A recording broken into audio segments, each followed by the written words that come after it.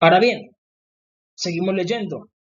Por eso es importante las genealogías. Normalmente los pastores no estudian las genealogías, los sacerdotes no estudian las genealogías, los ancianos de los testigos de Jehová no enseñan las genealogías.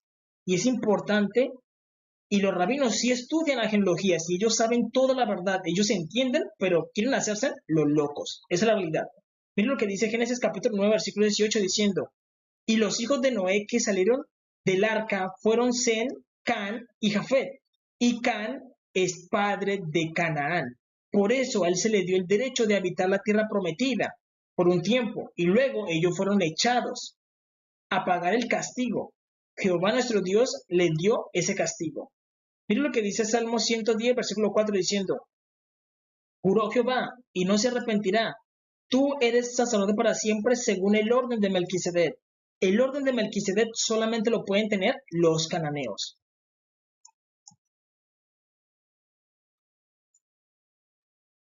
Melquisedec. Y a Israel se le dio el orden arónico. Y estos órdenes no se combinan. Es decir, un cananeo no puede ser del orden arónico, así mismo como uno de Israel no puede ser del orden de Melquisedec. No pueden. ¿Por qué? Porque el color los delata. Un sacerdote del orden de Melquisedec es negro y un sacerdote del orden arónico es blanco. Es la realidad.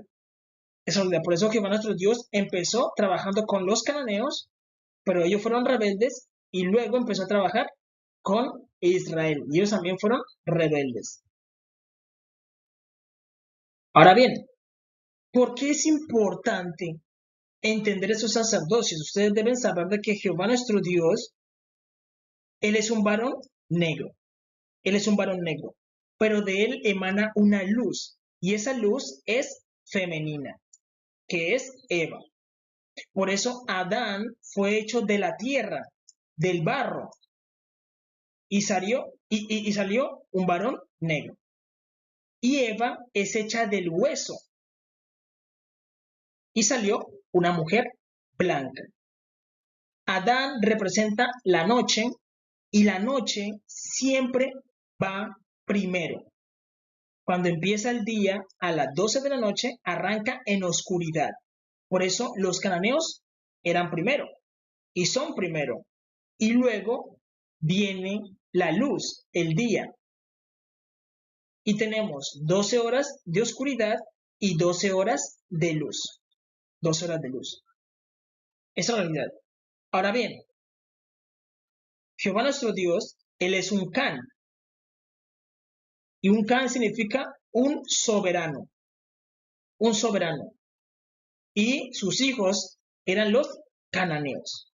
Y ellos tenían el sacerdocio del orden de Melquisedec, donde los sacerdotes eran negros y las personas que vivían en Canaán eran negros o son negros.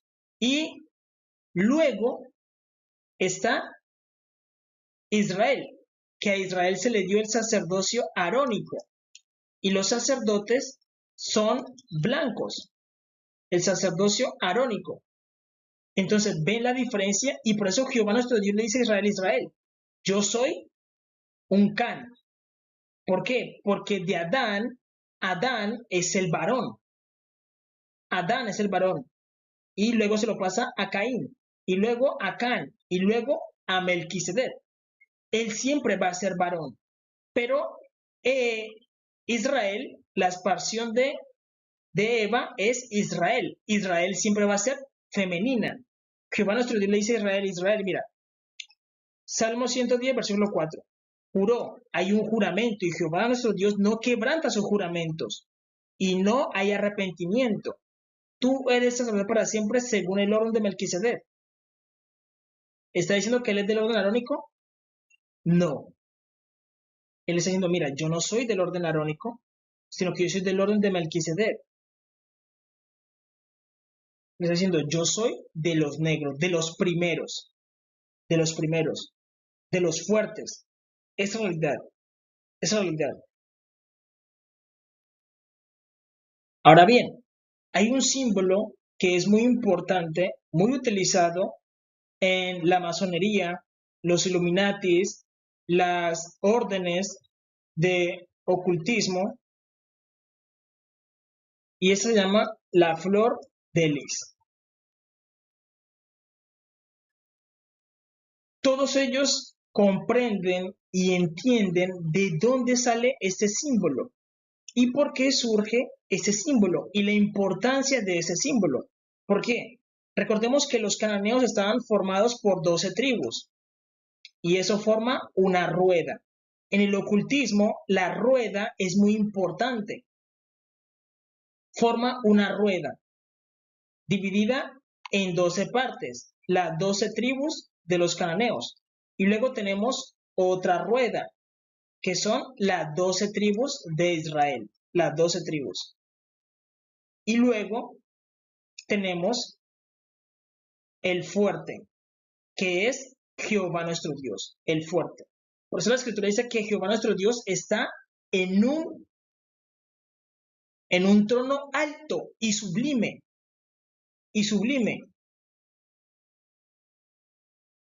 en un trono alto y sublime. Entonces, la flor de lis representa a Jehová nuestro Dios. Es decir, de la flor de lis, aquí se forman dos círculos. Aquí se forma un ciclo continuo de la tribu de los cananeos y la tribu de Israel. Y aquí aparece el fuerte.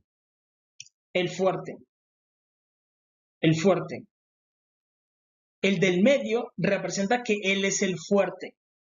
Por eso siempre dice que él es el fuerte de Israel. Él es el fuerte de Israel, pero él está entre los dos. Él está entre los cananeos. Él está entre los cananeos y los israelitas. ¿Por qué? Porque asimismo, Jehová nuestro Dios, él es un varón. Ahí, en el trono, hay un varón. Y a él lo cubre una luz. Y esa luz es femenina. Es femenina. Es femenina. Es realidad. Él es un varón y su luz es femenina. Jehová nuestro Dios, por eso la escritura dice que él es un varón, varón de guerra. Es realidad. Es realidad. Los que entienden el simbolismo de la flor de lis pueden entender esta comprensión de la unión de las 12 tribus de Israel y las 12 tribus de los cananeos. Y Jehová nuestro Dios, él es el que está en medio de esas dos tribus, que él es el fuerte. Es la realidad. Él es el fuerte. Ahora bien, ahora lo vamos a hacer con Jesús, Yeshua HaMashiach. La flor de lis es un símbolo muy importante que representa las 12 constelaciones. Entonces tenemos las 12 constelaciones y esto es una rueda, un punto. El punto representa el inicio de todo. Los rayos, 12 porciones. Vamos a decir de que hay 12 porciones. Con el mouse se me hace muy complicado. Y aquí estamos hablando de las tribus de los cananeos. Y luego tenemos aquí otro círculo que es un ciclo continuo y hablamos de Israel. Un punto y los rayos. Entonces, en ambos lados tenemos 12 tribus de los cananeos y 12 tribus de los israelitas. Y en medio hay como un carruaje. Y el que está dentro de ese carruaje es el Mesías. Es el Mesías, que es Jesús. Ese es su nombre, Jesús. Y su nombre sacerdotal es Melquisedec. Y recordemos que él tenía que nacer con los cananeos, pero como los cananeos fueron desechados, él nace es con Israel, Él nace es con Israel. Es realidad. Él nace con Israel. Y en Israel, él aparece con el nombre de Jesús, Yeshua HaMashiach. Pero los cananeos lo iban a conocer como Melquisedec. ¿Por qué? Porque ese es su nombre sacerdotal. Es decir, al final las 12 tribus que son 24, forman un carruaje para el Todopoderoso, que es Melquisedec, que él es el heredero. Él es el heredero. Este símbolo de la flor de lis lo representa a él, y eso siempre lo han sabido los masones y los Illuminatis, los de la Rosacruz, los jesuitas. Esto lo entienden los jesuitas, ¿por qué? Porque ellos practican el ocultismo, y todo eso se enseñan en el ocultismo. ¿Por qué ellos se ocultan? Porque ellos empiezan a hacer ritos que no deben hacer, y empiezan ¿a qué? A ocultarse. Por eso esas personas no te dan el rostro. Los masones no dan el rostro, los Illuminatis no dan el rostro, los jesuitas no dan el rostro. ¿Por qué? Porque no pueden, porque se la pasan es pecando y haciendo lo que no deben hacer. Pero ellos entienden todos estos símbolos y supone que ellos deberían enseñarle a eso a la multitud y explicarles, miren, hay dos ruedas y el que está en medio es Jesús, Yeshua HaMashiach, que por siempre vive, porque Él es el fuerte. En el antiguo Egipto, la importancia del pene o del miembro viril es muy importante, y con eso representaban a los grandes, por eso se dice grande o glande, el grande, y eso es lo que representa. Por eso el pene es un miembro creador, creador. Y eso es lo que hizo Jesús. Él fue el que creó todo. Es como si al principio el único pene que había era el de Adán, y por medio de él se creó todo. Y eso es lo que representa a Jesús. Es un poco sexual, pero para esa generación es un poco complicado. Pero para las personas normalmente deben entender ese simbolismo. Y es que aquí se forma una rueda y aquí otra rueda. Y el que está en medio es el grande, el grande. Jesús es el grande. Esa realidad, Él es el grande. Y eso lo representa ¿qué? La flor de lis. La flor de lis es un símbolo real que le pertenece, lo debe estar cuidando ¿qué? La realeza. La realeza. Y eso está aquí en una rueda, dividido en tribus. 12 tribus, como las constelaciones, 12 tribus de Israel, igualmente como las constelaciones, y el que está en medio es el grande, es el grande, es la realidad, es la realidad.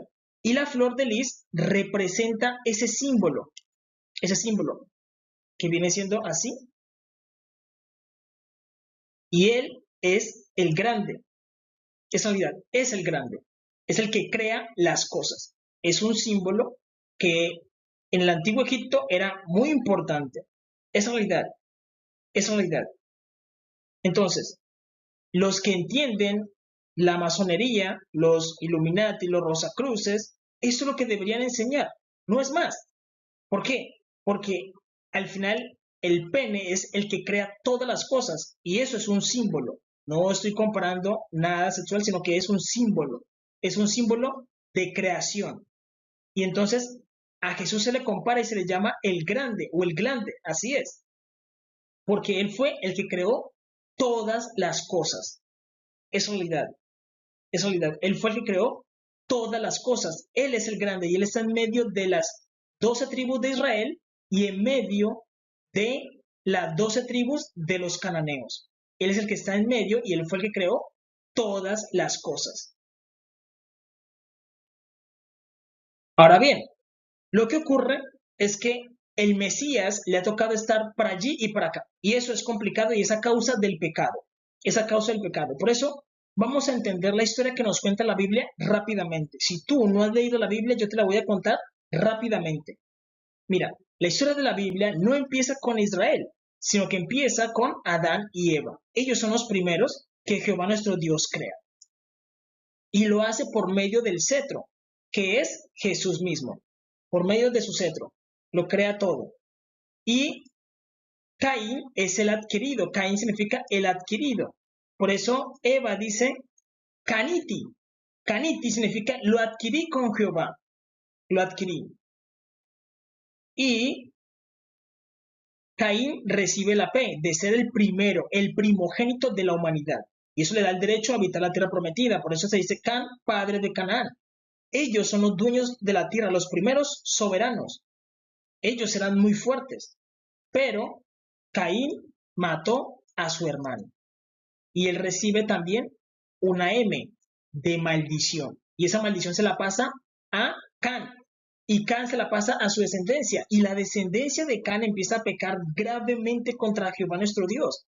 Y Jehová nuestro Dios dice, no, el privilegio de recibir al Mesías no se lo voy a dar a los cananeos. No se lo voy a dar a los cananeos, sino que se lo voy a dar a Israel.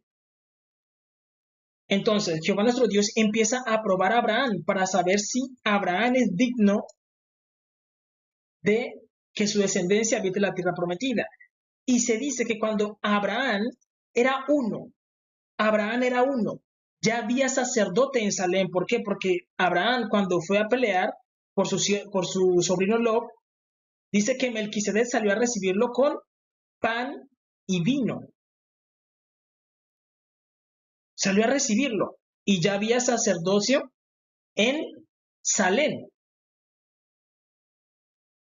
Selam, Zulú, Salem, Jerusalén. Ya existía cuando apenas Abraham era uno. Entonces los hebreos no pueden decir por ningún motivo, pueden decir de que ellos edificaron Jerusalén, porque eso no sería correcto y no sería agradable ante los ojos de Jehová. Estarían dando un ejemplo incorrecto. Por más ortodoxo que tú seas, tú no me vas a poder decir a mí en el rostro de que ustedes edificaron Jerusalén. Eso no es correcto. No pueden. Porque Abraham era uno cuando ya había sacerdocio de Melquisedec. ¿Dónde estaba el sacerdocio de Aarón? ¿Dónde estaba? No había. No había. Entonces, Jehová nuestro Dios dijo, la descendencia de Abraham va a recibir al Mesías. Pero miren, aquí donde nosotros decimos, ¿cómo tenía que ser el Mesías? Pregunta, ¿cómo tenía que ser el Mesías? Negro, porque Jehová nuestro Dios es negro y él es un Can, un soberano. Y Melquisedec debía ser negro. Y él era el que primero era el Mesías. Entonces, Jehová nuestro Dios sigue probando a Isaac a ver si él es digno de recibir la tierra prometida. Y dice, sí. Jacob, Dios prueba a Jacob. Y todos ellos cuando miraban la tierra prometida miraban al cananeo, miraban al cananeo, miraban al cananeo. Luego pasó 400 años ellos en Egipto, sirviendo. ¿Por qué? Porque ellos no eran un pueblo guerrero, no eran un pueblo poderoso, no, sino que Israel era el pueblo más insignificante en toda la existencia. Jehová mismo se lo dice, lo puedes leer en Deuteronomio. Jehová le dice a Israel, Israel, tú eres el pueblo más insignificante en la tierra.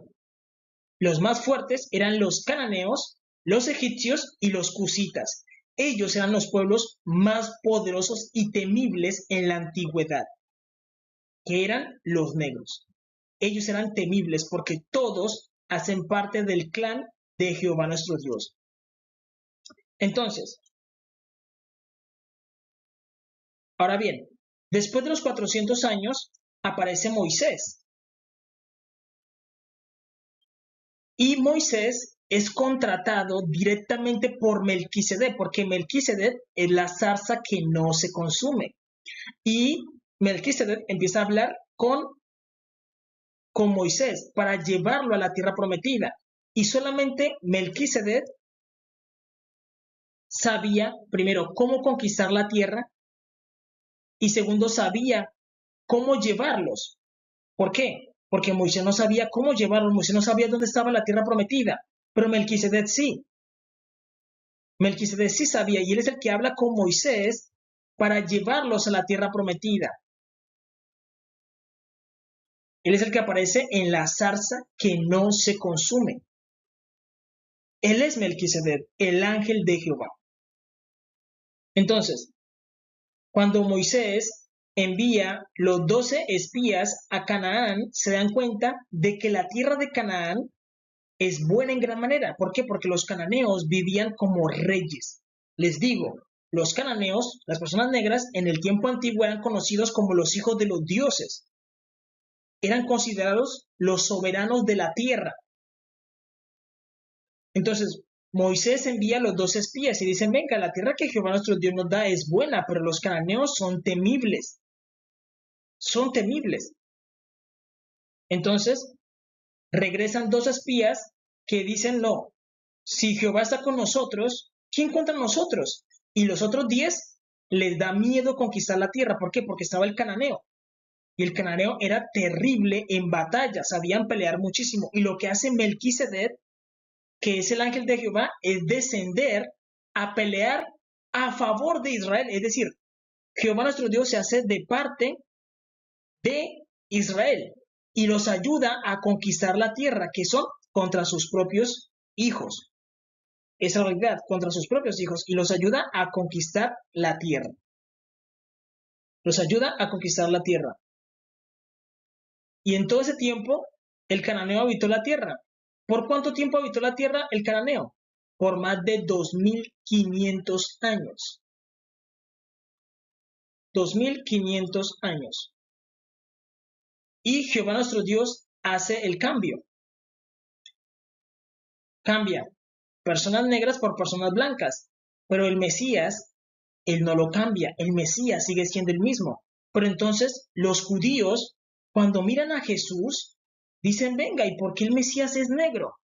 Ellos empiezan a hacer cálculos, a revisar las profecías y se dan cuenta de que sí, Jesús es el mismo Melquisedec, el mismo que estaban esperando los cananeos, el mismo. Se dan cuenta de que las profecías se alinean y se dan cuenta, claro, Él es el creador de todas las cosas, Él es el heredero. Por eso les digo de que Él está en medio de los otros dos, en medio de los cananeos y de los israelitas. Él está en medio, porque Él es el grande es la realidad. Él es el grande, es la realidad. Entonces, ellos se dan cuenta de todo eso y dicen, venga, pero no lo queremos porque Él es negro, matémoslos. Y ahí empiezan a conspirar contra Jesús. Y lo que ocurre aquí es que Israel vende el Mesías, lo vende por 30 piezas de plata. Lo venden.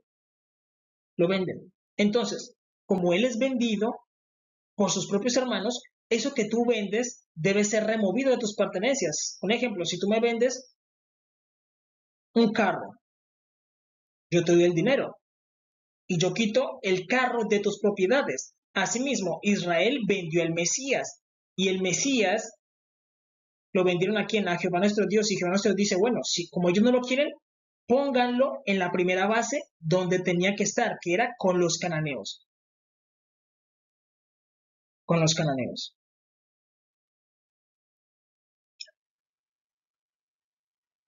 En la primera base. Y aquí los cananeos vuelven y recuperan al Mesías. ¿Por qué? Porque lo habían perdido.